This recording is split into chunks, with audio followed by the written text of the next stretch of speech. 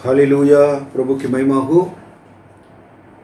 और द्वारा परमेश्वर के वचन को हम ऊपर अध्ययन करने के लिए जहाँ पर हम लोग आए हुए हैं, और अभी पार्ट 1, पार्ट 2, पार्ट 3 में लेकर एक टॉपिक पर एक मनन करने का विषय भी बताया था कि परीक्षाएं क्यों हमारे लिए आवश्यक है।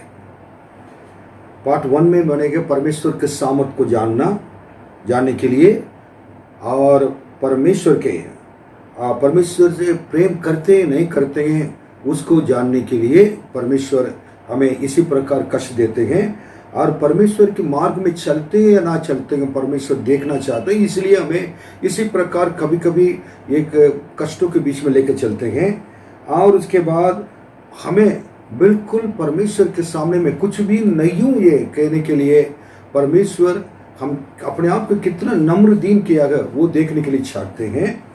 और परमेश्वर के फिर उसके बाद पार्ट 2 में मैंने देखा था कि भाग 2 में कि हम कितना आज्ञाकारी ये परमेश्वर देखना चाहते हैं, और उसके बाद परमेश्वर ये भी देखना चाहते हैं कि हम अब अच्छे हैं ये बुरे हैं, हमारे दिल शुद्ध है नहीं है परमेश्वर के प्रति, लोग के प्रति, ये देखना चाहते हैं।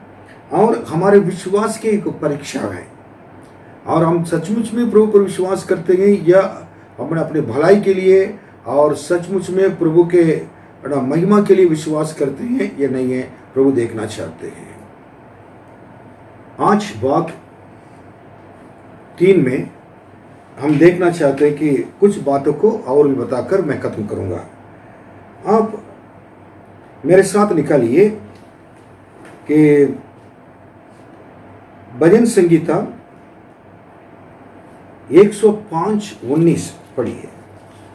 जब तक कि उसकी बात पूरी न हुई तब तक यहोवा का वचन उसे कसौटी पर कसता रहा। परमेश्वर के वचन हमें कभी कभी ऐसे परिस्थितियों में ले जाकर पहुंचाता है।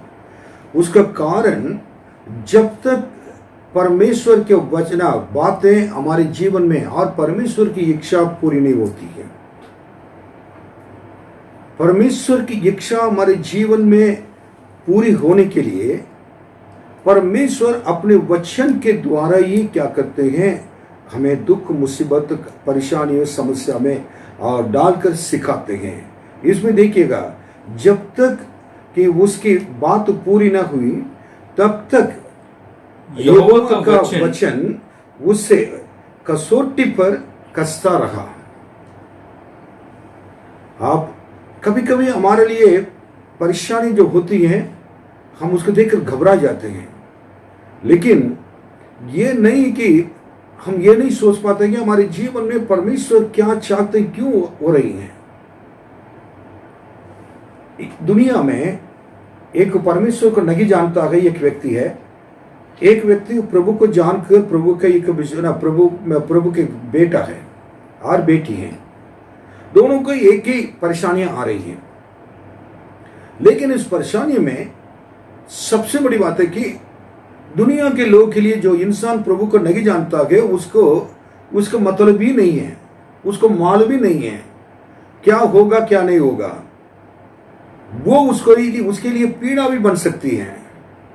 लेकिन हमारे लिए परमेश्वर ने क्या कि परमेश्वर के लोगों के लिए एक विपत्ति है, विपत्ति के रूप में से भेजते हैं। लेकिन इसी के द्वारा परमेश्वर क्या अपनी इच्छा को अपने बेटा और बेटी के जीवन में अपने लोग के जीवन में पूरा करता है। Hallelujah, hallelujah. जब तक आपके जीवन में परेशानी नहीं आएंगे परमेश्वर की इच्छा को भी जान नहीं पाएंगे। कभी कभी जो हम नहीं चाहते हैं जहां पर हमें जाना पड़ता है, प्रभु ले जाता है, तो जो चीज हम नहीं चाहते हैं हमारे ऊपर आ पड़ती है, और जिस रास्ता पर जिस दुख को हम नहीं चाहते वो हमारे जीवन में आ पड़ते हैं। लेकिन परमेश्वर की इच्छा को जानने के लिए परमेश्वर कभी कभी इस चीज को अलाउ करता है। हर एक परमेश्वर के जन अपने जीवन में परमेश्वर की इच्छा पूरी होने के लिए अपने आप को समर्पित करना जरूरी है। यीशु इस संसार में रहते हुए बहुत अच्छे करीब सब कुछ किए थे, लेकिन उनका एक समय आया, परमेश्वर ने जिस काम के लिए भेजा था उसकी इच्छा को, पिता की इच्छा को पूरा करना है, उनको गेत्सेमनी बाग में जाकर वो जानने लगे, समझने लगे कि थोड़ी देर के बाद मुझे लोग क्या करेंगे, पकड़ेंगे, मारेंगे, हाँ, और रात पूरा रख के सताएंगे, उसके बाद क्रूस को मेरे ऊपर डालकर क्या गुलगुता तक ले जाएंगे, उसके बाद मुझे क्रूस पर चढ़ाएंगे। यीशु को सब मालूम था। हम यीशु की जगह पर होते तो भाग जाते हैं, बट यीशु ने पूरी रीति से अपने आप को पिता के हाथों में अपने जीवन को देकर समर्पित थे।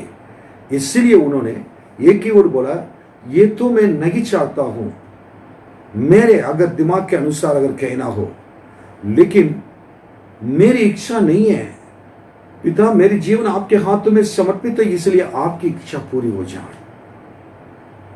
हमारे कष्ट, परेशानी, वेदना और समस्या के बीच में और विलाप के बीच में, आंसू के बीच में अगर हम ये बात अगर कहेंगे, आपकी इच्छा पूरी हो जाए प्रभु जी, सारे बात के लिए धन्यवाद है। अय्यूब ने यही तो कहा, अच्छी बातें के लिए धन्यवाद।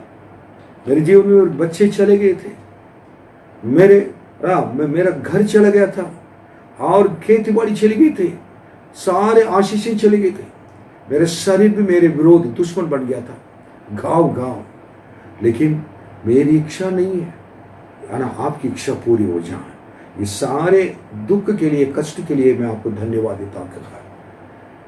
वही अय्यूब के बारे में लिखा है 42वें अध्याय में, परमेश्वर ने दुगुना आशीष दिया, जितनी खोया तो कई गुना बढ़कर उसका आशीष मिली। आप भी ऐसे आशीष प्राप्त करेंगे। दुख सहने के लिए तैयार हो।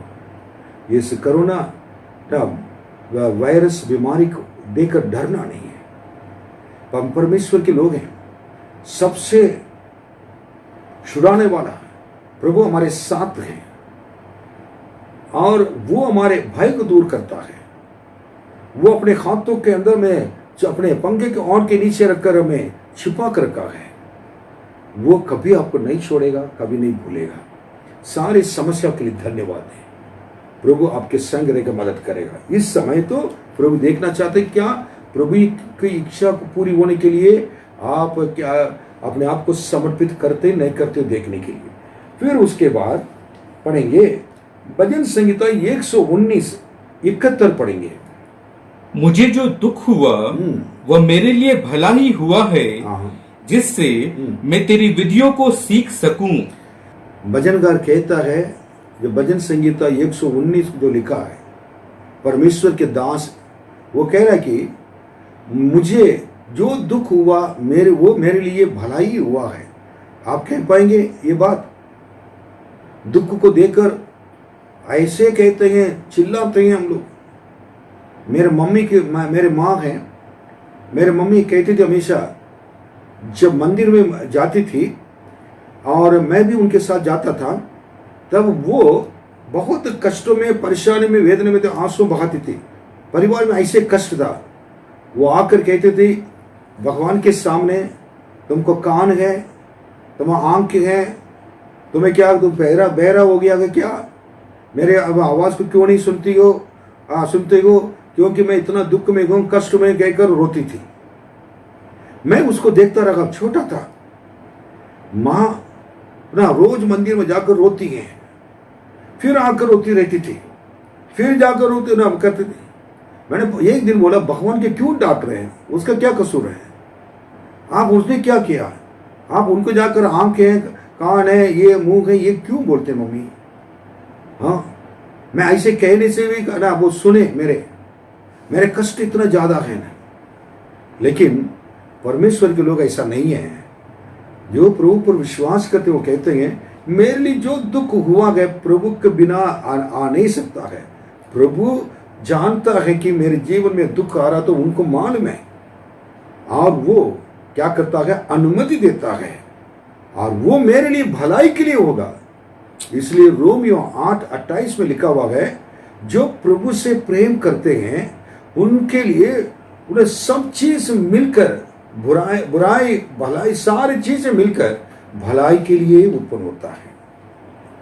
अर्थात जो लोग उनसे प्रेम करते हैं, आपके लिए ये कोरोना हो सकता है देश के लिए बहुत बड़े नुकसान है, देश को बर्बाद कर रहा है, लेकिन परमेश्वर के लोग के लिए परमेश्वर भलाई को क्या करे इसके द्वारा दिखाएगा। Hallelujah, hallelujah. हम विश्वास करें। जब विश्वास नहीं कर सकते तब विश्वास करना ही पड़ेगा, जिससे मैं तेरी विधियों को सीख सकूं। ऐसे दुख के द्वारा परमेश्वर के वचन को, परमेश्वर की इच्छा को, हर चीज को, परमेश्वर की भलाई को, परमेश्वर के कार्य को हम लोग सीखते हैं उनके वचन के द्वारा। इससे पहले इतना वचन सुनते थे क्या? इससे पहले इतना बाइबल पढ़ते थे? आज इतना बाइबल लोग पढ़ते हैं, इतना प्रार्थना, और हर जगह पर प्रभु के बारे में, टीवी पे, यूट्यूब में, फेसबुक में, और इससे पहले कभी ऐसा किया ही नहीं है, अब हो रहा है। ताकि ये दुख हुआ, इसलिए भलाई हुआ था कि परमेश्वर के वचन को के द्वारा हम सीख सकें। लोग जो पब्लिश करते हैं उसके द्वारा हमको वचन सुनता है। आप घर पे बैठ कर ये वचन आपके पास आ रहा है, वो सीख रहे हैं, और उसी के द्वारा आपका आशीष मिलेगा, आप ज्ञानी बनेंगे। परमेश्वर परमेश्वर आपके जीवन के द्वारा प्रसन्न होंगे। Hallelujah, hallelujah. उसके बाद ये परमेश्वर के वचन को सीखने के लिए ये दुख हुआ है। देखिए, और 67 उसी भजन संहिता 119 पढ़ेंगे। 67 उससे पहले कि मैं दुखित हुआ, मैं भटकता था, परंतु अब मैं तेरे वचन को मानता हूँ। उससे पहले मैं दुखित हुआ था, मैं भटकता था। हाँ, दुख भी इंसान को क्या करता है कि ना ऐसे रास्ता पर क्या लेके चले जाता है, भटकता रहता था। मेरे जीवन एक स्थायी नहीं था, अस्थायी था। क्या करना क्या नहीं करना मालूम नहीं था। लेकिन ये दुख के द्वारा ही, दुख से पहले मेरे जीवन में कुछ भी मालूम नहीं था, मैं क्या करता हूँ क्या नहीं करता हूँ, भटकते रहना जीवन। लेकिन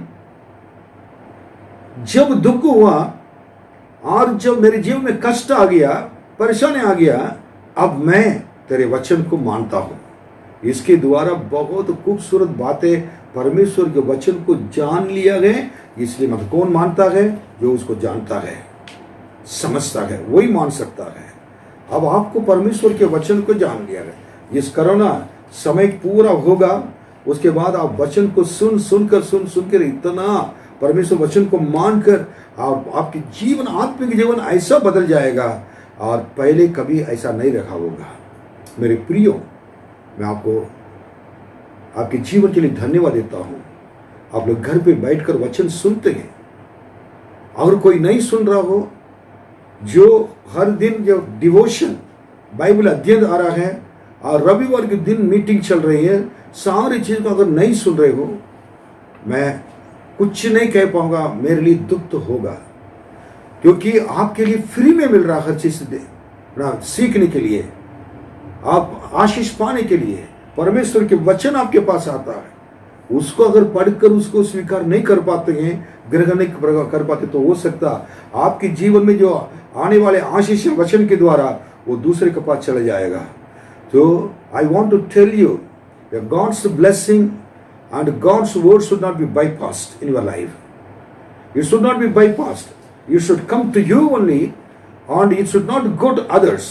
It should not bypass others to others. मैं ये कहना चाहता हूँ कि आपके पास जो आपके आशीष वचन के द्वारा आपके पास आना है, आपके घर पे आता है, उसको सुनने के लिए आपको तैयार रहे। वचन आपके घर के अंदर ढूंढ कर आता है, वचन आपके पास आता है। हो सकता आपने कोई गलती कर रहे हो सकता आपने कोई पाप कर रहे हो सकता आप निराशापन में, निराश में है, और परमेश्वर हो सकता आपको यही समय है आपको शुद्ध करने के लिए, आपको सारी चीज को छोड़ने के लिए, जो चीज पाने के लिए परमेश्वर कहता है उसको पाने के लिए समय है, और सबसे अधिक परमेश्वर के वचन के द्वारा आशीष को पाने के लिए। कुछ लोग वचन को भी सुनेंगे और पढ़ेंगे भी, जो अपने जीवन में जो इच्छा होती है वही पूरा करते रहेंगे। परमेश्वर उन लोग से नफरत करता है नफरत करता है। परमेश्वर की इच्छा को छोड़कर अपने रास्ता को बनाने वाले लोग के ऊपर बाइबल में बहुत कुछ लिखा हुआ है, उनके लिए कोई उपाय नहीं है।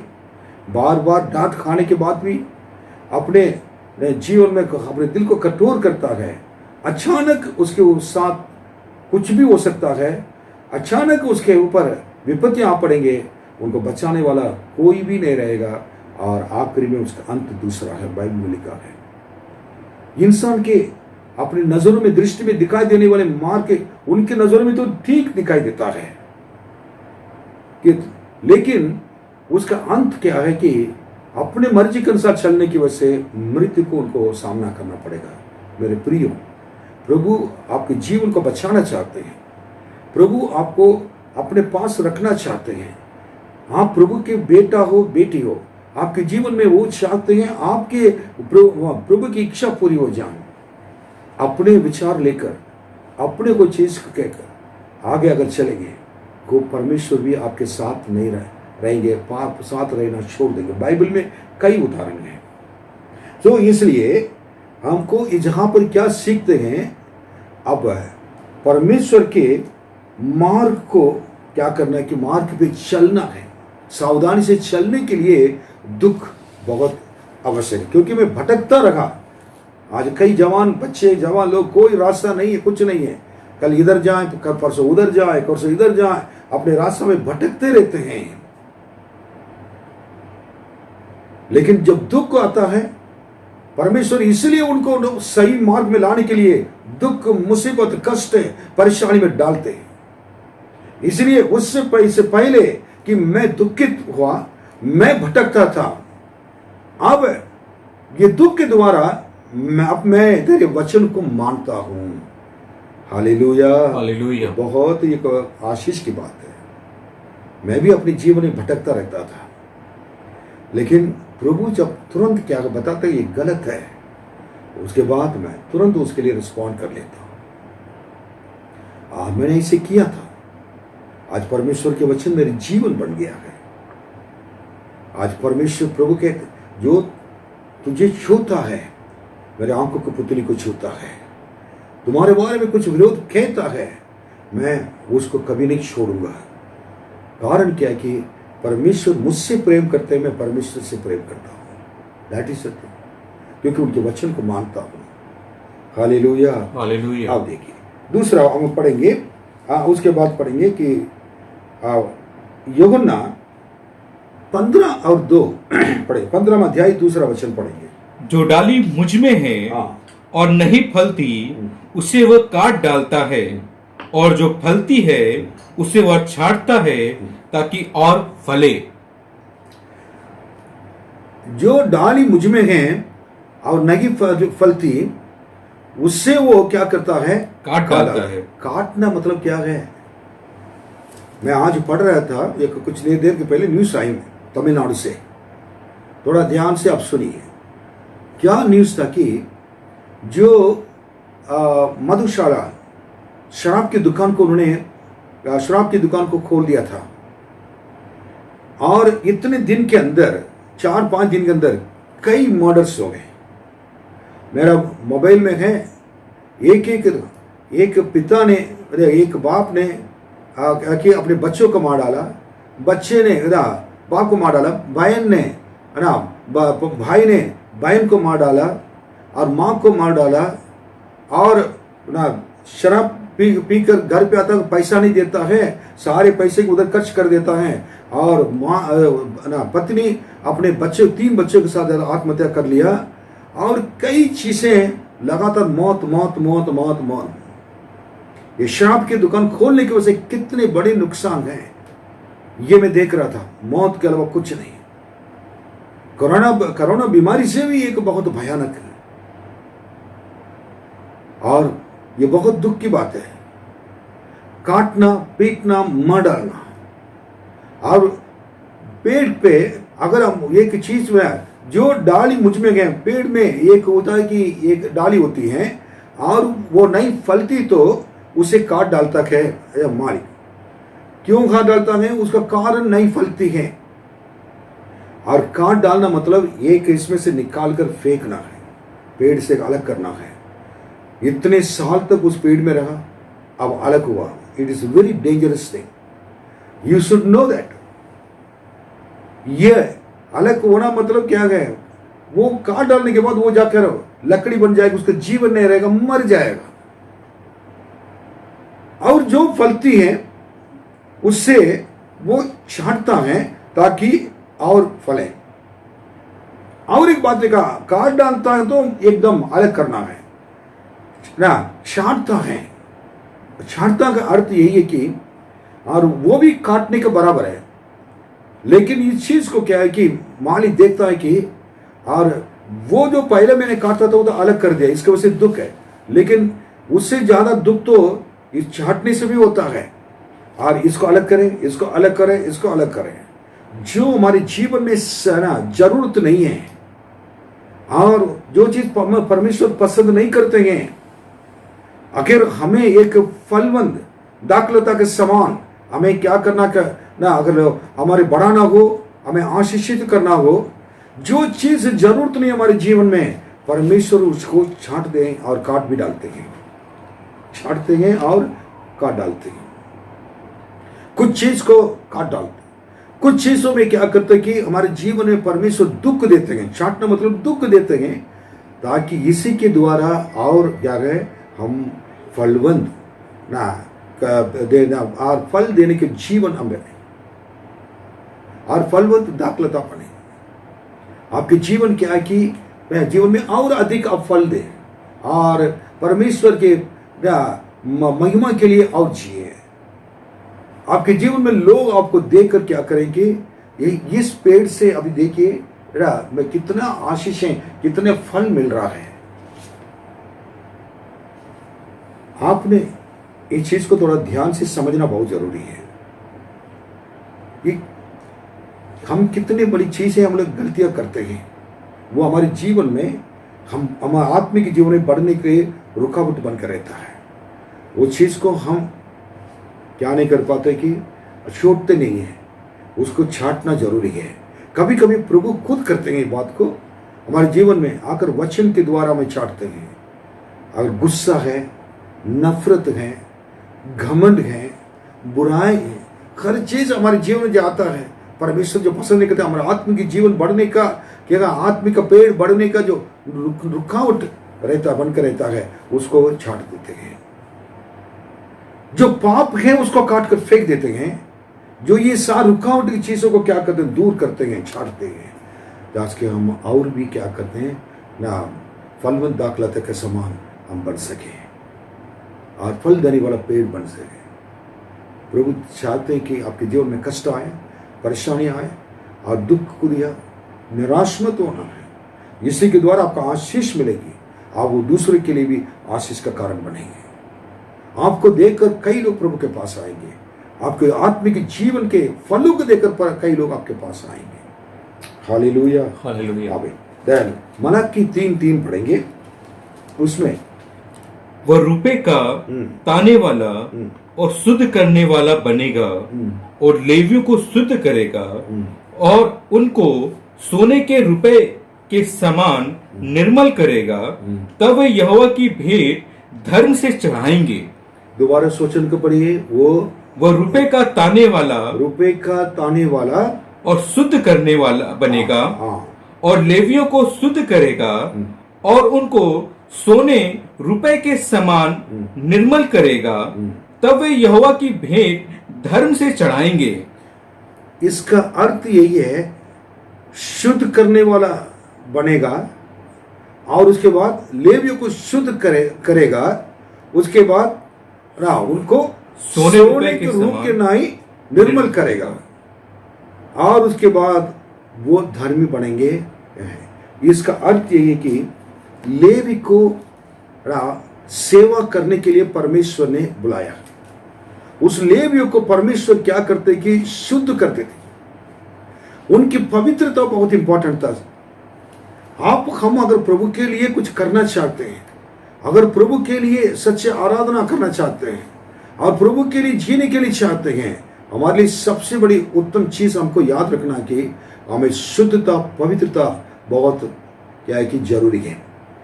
इसलिए परमेश्वर और हमें रुपए का ताने वाला और शुद्ध करने वाला बनाएगा।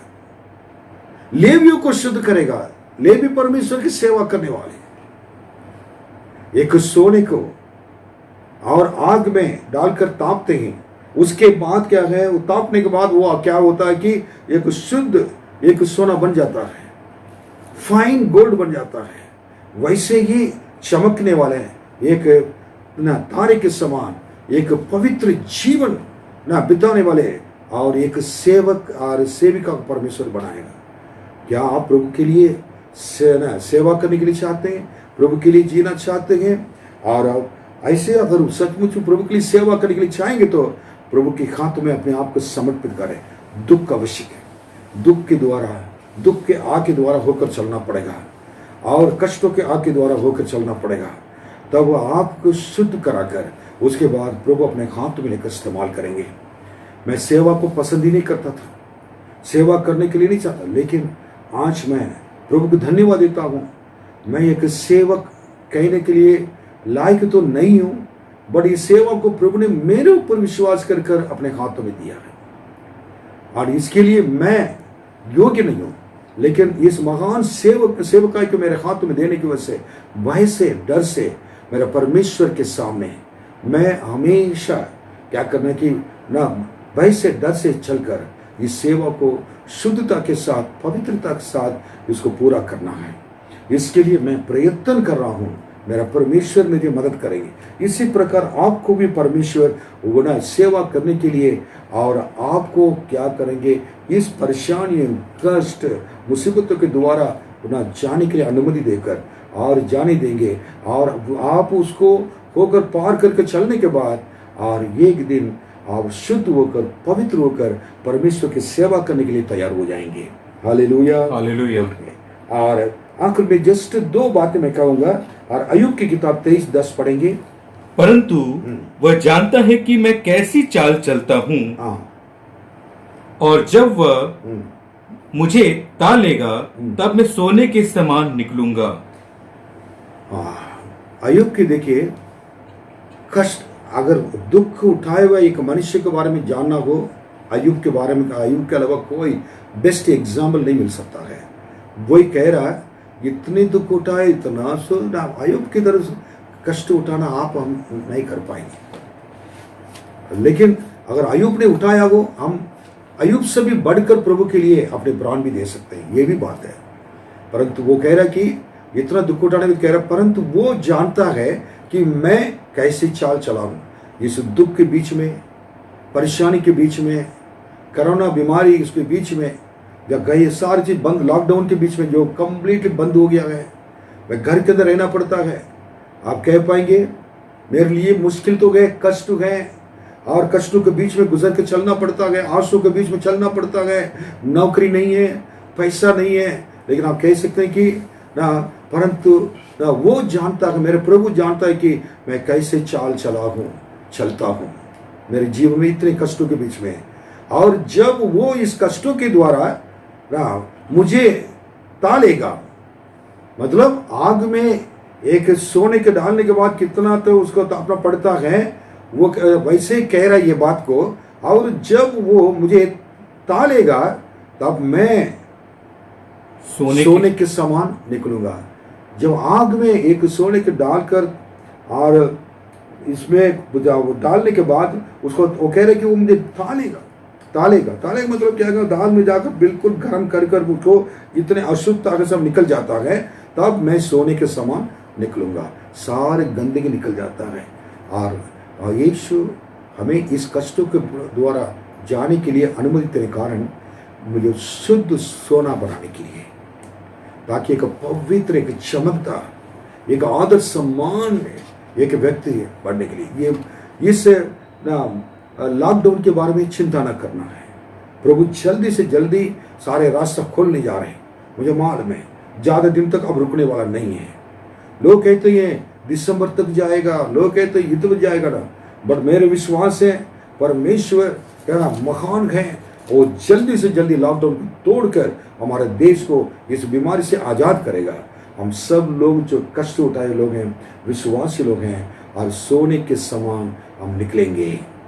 हम सारे लोग बाहर निकल आएंगे कमरे से सोने के समान, और एक एक विश्वास जब जिस दिन हम मिलेंगे सारे लोग, और अच्छी अच्छी गवाही आपके द्वारा सुनने के लिए आपका चेहरा चमकेगा, आपके प्रार्थना के जीवन दिखाई देगा, आपके आशीष का जीवन दिखाई देगा, और प्रभु के साथ जो आपने बातें किया है वो सब कुछ दिखाई देगा। हम सब एक दूसरे में बैठ कर सुनेंगे आपकी गवाही को।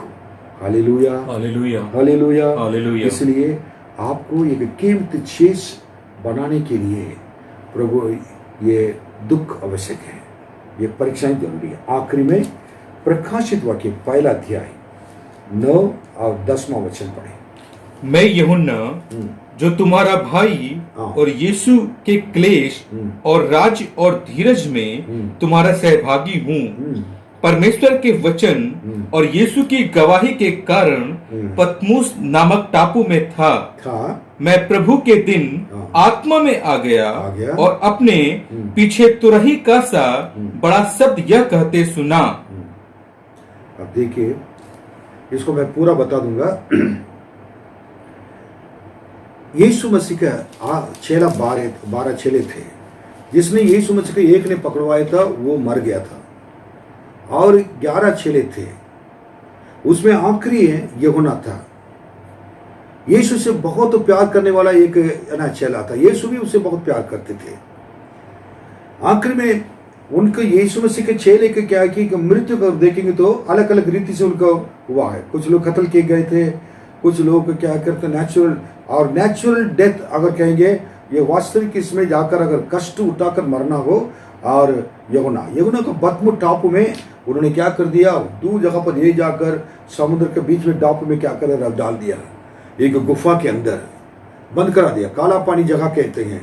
और वो जाकर क्या है कि बैठा हुआ था, लेकिन वो जगह पर वो दुखों के बीच में अंधेरा और जानवर और उसके अंदर सांप और हर चीजें, और पूरे उस दुख के बीच में क्या है कि वो रह रहा है।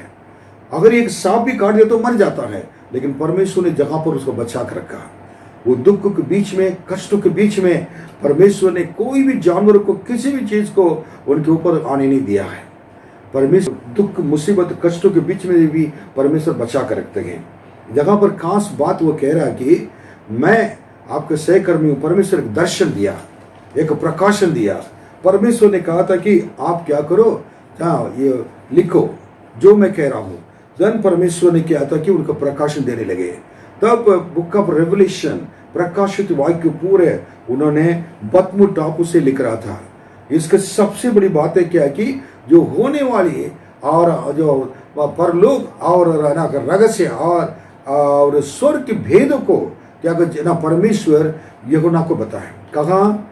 दुख परेशानी के बीच में, और कमरे के अंदर बंद है, वो जगह पर गुफा के अंदर बंद है, और जगह पर परमेश्वर उनसे बातें कर रहे हैं और स्वर्ग रहस्य को बता रहे हैं, भेदों को बता रहे थे। वो पूरा लिखकर आखिर में प्रकाशित वाक्य ये किताब के रूप में से आज हमारे बाइबल में जुड़ा हुआ है। Hallelujah, hallelujah. मैं बताना चाहता हूं, अगर ये दुख नहीं उठाया होता, अगर वो जगह पर आपके लिए, हमारे लिए और भलाई के लिए नहीं गया होता, और आज ये प्रकाशित वाक्य हमारे लिए नहीं मिलता है। ऐसी स्थिति पे वहां कुछ भी खाने पीने का कोई चीज को नहीं है, वो जगह पर उनको मरने के लिए डाल दिया था, लेकिन उस जगह पर परमेश्वर ने उनको जिंदा रखा था। उसमें ना उसी कमरे के अंदर, डाकू के अंदर, गुफा के अंदर, अंधकार में, उस जगह पर कोई भी बात करने के लिए भी नहीं था। परमेश्वर खुद उनके साथ रहकर बातें कर कर, परमेश्वर यूहन्ना दोनों थे, परमेश्वर बताते जा रहे थे, यूहन्ना लिखते जा रहा था। इसलिए 10वां वचन में लिखा है, मैं प्रभु के दिन में आत्मा में आ गया और अपने पीछे तुरई का बड़ा शब्द ये कहते सुना। उधर तुरई के शब्द को सुन परमेश्वर बोल रहे कि मैं जो कह रहा हूं उसको लिखो, कह रहा था।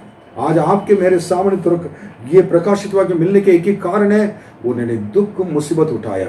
आज कोरोना बीमारी की वजह से, लॉकडाउन की वजह से आप अपने कमरे के अंदर बैठे हुए हैं, मैं कहना चाहता हूं, जैसे उन्होंने अपने कमरे के अंदर, गुफे के अंदर था, परमेश्वर का दर्शन उनको उधर से उनके पास आया, परमेश्वर का प्रकाशन उनको ढूंढ कर आया, परमेश्वर के यो महिमा ढूंढ कर आए थे, परमेश्वर खुद उस जगह पर आए थे, परमेश्वर के तुरई के शब्द उनको पास ढूंढ कर आया।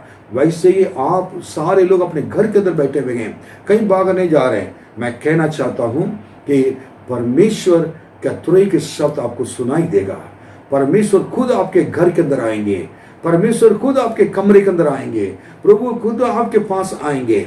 आप कहीं जाने की जरूरत नहीं है, खुद आकर परमेश्वर अपने प्रकाशन को आपको बताएंगे, जो आपके रहस्य को, स्वर्ग के रहस्य को और भेद को बताएंगे, और बड़े बड़े बातों को प्रभु बताएंगे, होने वाली चीज के बारे में बताएंगे, जो हो रहा है उसको बताएंगे।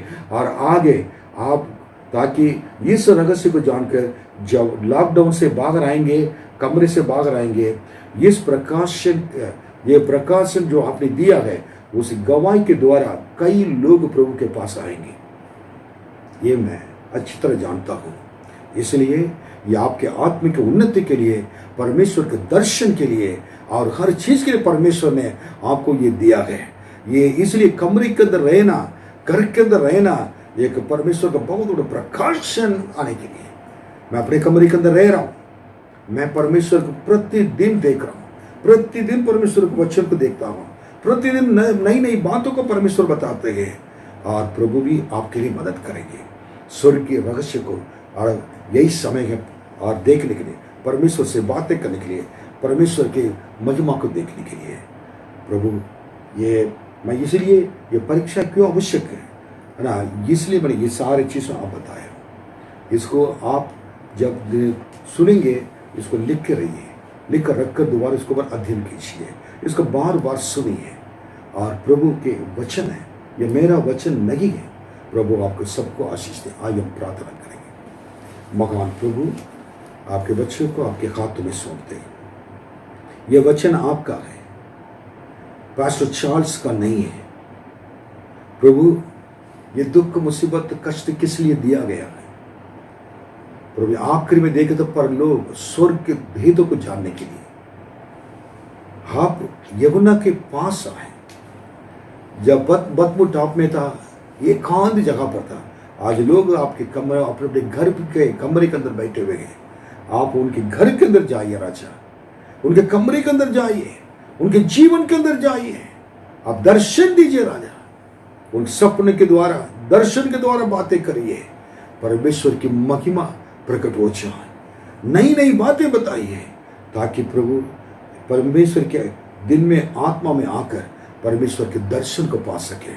और ये लॉकडाउन हमारे लिए आपके दर्शन को पाने के लिए, देखने के लिए मिला है।